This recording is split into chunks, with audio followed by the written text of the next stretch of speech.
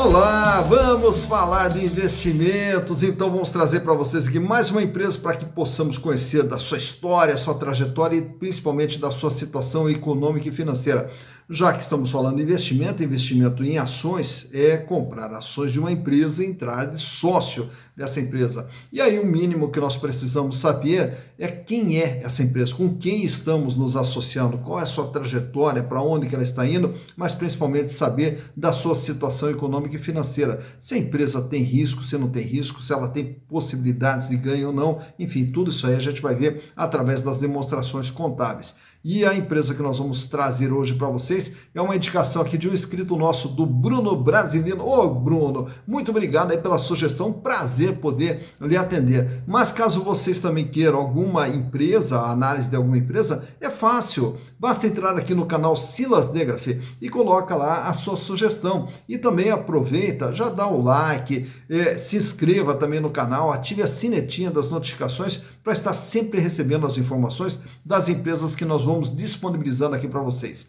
E a empresa que nós vamos trazer hoje é a Azul SA, empresa do setor aéreo. E olha que o setor aéreo aqui no Brasil, nossa, tem muita história e tem muita turbulência nos voos das empresas aéreas brasileiras. Haja visto que nós já tivemos grandes empresas como a Varig, VASP, Transbrasil e agora, e todas essas que já fecharam, né? E agora nós temos a Gol, a TAM, que virou Latam, né? E a Azul, que praticamente domina aí o mercado da aviação aérea brasileira. Mas para a gente falar da Azul, a gente vai ter que contar uma história que vem desde lá de trás.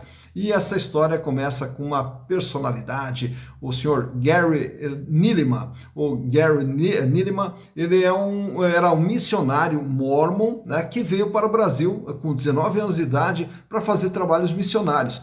Aí ficou aqui 2 anos e depois retornou para os Estados Unidos. Mas nesses 2 anos ele já pegou gosto pelo Brasil. Tanto é que no ano de 1958 aí ele retorna para o Brasil, só que aí para trabalhar como correspondente de uma agência de notícias. Mas quando ele retornou para o Brasil, aí ele já era casado com a dona Rose, e aí aqui no Brasil eles tiveram seu segundo filho, né, o David Neeleman. E o David Neeleman, depois aí com 5, 6 anos de idade, acabou retornando com a família para os Estados Unidos, e ficando lá nos Estados Unidos até aos 19 anos, foi a vez do David vir para o Brasil também para fazer trabalhos missionários. Aí também ficou 2 anos aqui no Brasil, retornou para os Estados Unidos, onde concluiu os seus estudos. Mas enquanto estava na faculdade, começou a trabalhar também com turismo. E aí montando grupos de viagens, né? E aí nesses grupos de viagens começou a fretar aviões para esses grupos de viagens.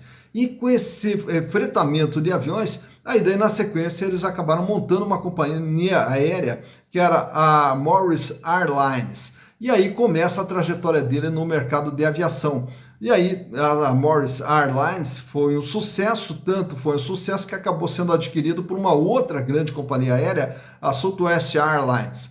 E aí, na sequência, ele ficou trabalhando nessa companhia, mas não satisfeito, acabou saindo. Mas como havia uma cláusula no contrato que ele não poderia trabalhar em outra companhia aérea e nem fundar uma outra companhia aérea, aí ele foi para o Canadá. E aí, chegando no Canadá, aí ele montou uma outra companhia aérea no Canadá. Isso no ano de 1993, né? E aí, essa companhia que ele montou no Canadá é a WestJet Airlines. E aí, daí na sequência, terminou o prazo, aquela carência que ele tinha no contrato, aí podia voltar para os Estados Unidos e montar uma outra companhia aérea nos Estados Unidos. E aí ele montou a JetBlue.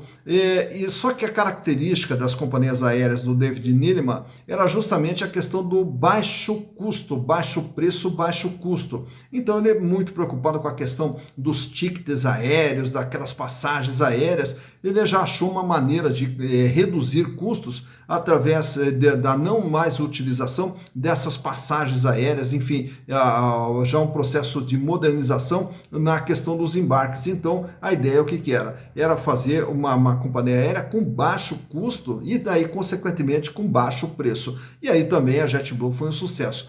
Porém, no ano de 2007, aí ele acabou levando um tropeção com a JetBlue, já que ele era o diretor e o principal acionista da JetBlue, no Dia dos Namorados, quando vendeu diversas passagens e todas as companhias, devido ao mau tempo, estavam cancelando os voos, ele quis bancar os voos. E aí colocou todo mundo dentro dos aviões para viajar na véspera do Dia dos Namorados, mas não teve autorização para levantar voo e aí, consequentemente, gerou uma insatisfação danada e um prejuízo para a JetBlue. E aí ele foi destituído da direção da JetBlue. Permanece como acionista, porém não mais como presidente da JetBlue. Aí ele volta para o Brasil. E aí chega no Brasil, aí ele monta uma companhia aérea que é a Azul. Inclusive a Azul, o nome foi até feito uma escolha, né, via internet, com pesquisa com todo mundo, tal, para todo mundo votar qual o nome que seria essa companhia aérea, e o nome escolhido foi a Azul. Aí já no ano de 2017 faz o IPO e aí a empresa passa a ser uma sociedade anônima. Lembrando que o IPO ele demorou uns 3 anos ali, porque nós vivíamos uma crise econômica durante aquele período, e aí sempre que pensava em fazer o IPO, a crise se agravava, recuava. Até que no ano de 2017 saiu o IPO da Azul. E aí, na sequência, a Azul vem trabalhando, porém, no ano de 2020, como todo mundo sabe, a questão da pandemia, aí afetou todas as companhias aéreas, voos cancelados em função do contágio do Covid. Então, foi uma situação muito delicada, não só para a Azul, como para todas as companhias aéreas, o que, claro que naturalmente, afetou seu faturamento e afetou seus resultados. Mas para a gente saber como que vem o desempenho da Azul ao longo de todos esses anos, antes da pandemia, na pandemia e depois da pandemia, eu trago para vocês aqui os balanços de 2018, 2019, 2020 e também do primeiro semestre de 2021. Então, vamos saber como é que está a situação da Azul S.A. Portanto, vamos aos números.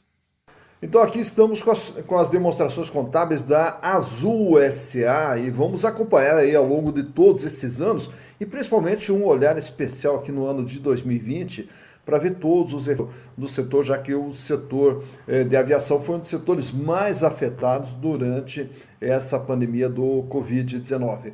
Então, trouxe para vocês aqui desde 2018, 2019 e 2020 e também o primeiro semestre de 2021. Para entendermos o que é a Azul através dos seus números, então vamos ver aqui a dimensão da companhia através do total do seu ativo. Então era uma companhia com ativo total de 16 bilhões de reais, quer dizer, tudo aquilo que está dentro do patrimônio da empresa tem um valor contábil de 16 bilhões de reais. Aí ele é dividido em capital de giro, que é o ativo circulante, 3 bilhões e 690 milhões, o que representa 22,9% de tudo que a empresa tem. E ela possuía, no ano de 2018, um volume de dinheiro em caixa no total de 1 bilhão 686 milhões, tinha 1 bilhão 142 milhões a receber, e aqui naturalmente que os estoques são os estoques para uso e consumo da empresa, né? E nota-se então que, claro, que o peso maior da companhia está aqui, dentro do imobilizado, que é tudo, os aviões, a sua frota, as suas instalações e etc. Então, que estão aqui dentro desse ativo imobilizado. Já para o ano de 2019, a empresa aumenta um pouco de tamanho, vai para 19 bilhões 197 milhões, e aí o capital de giro vai para 4 bilhões 138, e representando 21,6%. Apesar do aumento nominal, né, houve aqui uma pequena retração na participação do capital de giro no ativo total da empresa. E aqui observa-se, naturalmente, um aumento no imobilizado. Já para o ano de 2020, aí nós pegamos o ano da pandemia. E no ano da pandemia a empresa dá uma encolhida, ela cai aqui para 15 bilhões de reais, e aí desses 15 bilhões de reais, o capital de giro ele é reforçado com 5 bilhões 417 milhões e passa a representar 34,3% de tudo que a empresa possuía. Sendo que o volume de caixa também foi reforçado com 3 bilhões 156 milhões, o valor que fechou o ano de 2020, reduziu aqui o contas a receber, 998, e aumentaram os estoques da companhia. Naturalmente que você vai perguntar, né, mas na época da pandemia, como é que aumenta ainda o capital de giro? Daqui a pouquinho a gente vai ver da onde que vem esses recursos ali, né? Mas vamos aqui para o primeiro semestre de 2021, a empresa volta a crescer um pouquinho de tamanho, vai para 17 bilhões 386 milhões, e o capital de giro aumenta mais ainda, 6 bilhões 755 milhões e uma representatividade de 38,9%. Quer dizer, de todo o ativo da empresa, 38,9% está destinado ao giro. Aumenta o volume de dinheiro em caixa, 4 bilhões 340, aumenta um pouco mais o contas a receber, 1 bilhão 190, e o estoque também uma pequena elevação aqui para 479 milhões. Então observamos o quê? Que ao longo do tempo aqui a empresa aí aumenta o seu capital de giro, principalmente no ano da pandemia 2020 e 2021. Agora vamos ver as fontes desses aumentos aí. Aí as fontes do ativo, naturalmente, elas se encontram dentro do passivo. O passivo, tanto é que ele é chamado de um grupo de origens e o ativo um grupo de aplicações. Então o ativo é de onde vem e o passivo é de onde vem e o ativo é para onde vai, né? Então vamos ver aqui, total do endividamento em 2018. Dívidas de curto prazo, dívidas de longo prazo e o total do endividamento. A Azul tinha uma dívida no ano de 2018 de 17 bilhões de reais, o que correspondia a 107,1% do seu patrimônio. Então olha aqui, ó, o ativo total, tudo que tem dentro da Azul, era 16 bilhões. E tudo que ela deve, 17. Então ela deve mais do que ela tem. Consequentemente, o seu patrimônio líquido fica negativo no chamado passivo a descoberto. Então ela vem com um passivo a descoberto de 1 bilhão 150 milhões de reais. Por quê? Porque vem acumulando prejuízos. Lá de trás já vem com 5 bilhões de prejuízos acumulados. No ano de 2019, a dívida aqui aumenta, vai para 22 bilhões 716 milhões e passa a representar 118,3%. Aumenta ainda mais o patrimônio líquido negativo e aumenta aqui os prejuízos que estavam acumulados, agora são de 7 bilhões 516. Entramos no ano da pandemia. No ano da pandemia, a dívida aumenta para 29 bilhões de reais. E olha aqui, o PL dá um salto negativo, que é de 3.519 para 14 bilhões de PL negativo. E aí já carrega 18 bilhões de prejuízos acumulados. Então, quando a gente fala aqui desse aumento de ativo, de aumento de dinheiro, então uma prática comum nas empresas no começo da pandemia foi a busca de financiamentos, a busca de empréstimos, aqui ó, dentro do passivo não circulante, para colocar recursos para a empresa ter fôlego para aguentar durante o período da pandemia. Isso aí foi uma prática comum em diversas empresas. Já para o primeiro semestre de 2021, quando o Brasil ameaça ali já começar a sair da pandemia, já começa a dar alguns sinais de abre e fecha, aí a dívida total vai para 33 bilhões. Olha aqui, o patrimônio da empresa 17 e ela deve 33, ela deve quase 2 vezes aquilo que ela tem. E aí, consequentemente, o PL negativo vai para 15 bilhões e agora já arrasta um prejuízo acumulado de 19 bilhões de reais. Tá? Agora, olhando aqui os resultados, o faturamento, 9 bilhões no ano de 2018. Em 2019, o faturamento aumenta para 11 bilhões 442 milhões. E aí, em 2020, o ano da pandemia. Né?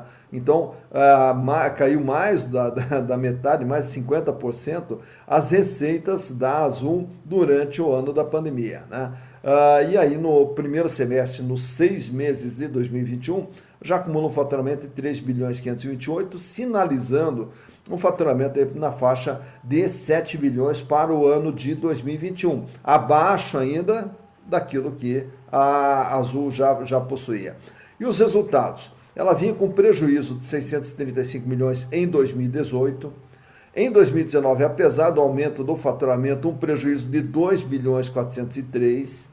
Em 2020, com essa queda de faturamento, e aí mais aqui despesas financeiras, olha o prejuízo no ano de 2020, 10 bilhões de reais. Foi o prejuízo da Azul no ano de 2020. E nos 6 primeiros meses do ano, ela já tem aqui um prejuízo de 1 bilhão 624, quer dizer, o prejuízo parou de cair nessa proporção, mas ainda continua tendo prejuízo nos 6 primeiros meses do ano. Então são os números da Azul, ela melhora aqui, ela tem fôlego aqui para continuar vivendo através do capital de giro, ela ainda tem fôlego, né? Só que ela vem carregando aqui uma dívida muito alta, que ela vai ter que ficar rolando essa dívida, vai ter que ficar empurrando, inclusive aqui quando olhamos a dívida, tem aqui um item chamado aqui outras obrigações, que tem aqui um valor significativo, 8 bilhões no primeiro semestre, 7 bilhões no final do ano de 2020. Aqui são os chamados os passivos de arrendamento, e também tem as chamadas vendas antecipadas, né? Então são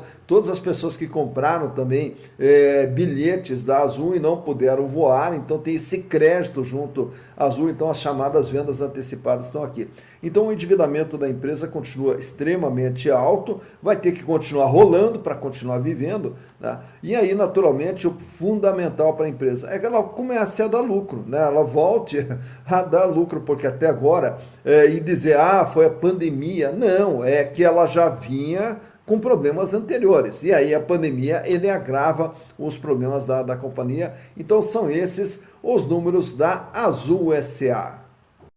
Tá então analisado mais uma empresa, conhecemos aí a situação da Azul e conhecemos a sua história e a situação em que ela se encontra no momento, né? E isso é uma questão na aviação brasileira aqui, a gente sente isso em todas as companhias. Hoje, se pegar tanto a Gol quanto a Latam e agora a Azul, todas elas com dificuldade, tivemos também a quebra da Avianca. Então aqui para mexer nesse mercado é um mercado muito complicado mesmo, muito difícil para quem quer empreender dentro desse setor, né? Então vimos aí que não foi só a questão da pandemia, antes a pandemia também já não vinha bem, né? E agora com a pandemia aí a situação se agrava, mas vamos aqui ficar na torcida para que a Azul consiga superar todas as suas dificuldades e possa voltar a crescer, possa voltar a gerar desenvolvimento, gerar renda, gerar emprego, que é aquilo que a gente quer. Então nós aqui ficamos na torcida sempre pelas nossas empresas, porque à medida que elas vão bem, elas estão gerando desenvolvimento e naturalmente para aqueles que são investidores, né, também vão participar dos ganhos gerados por essas empresas, razão pela qual ficamos aqui sempre na torcida. Dito isso, bons investimentos para vocês.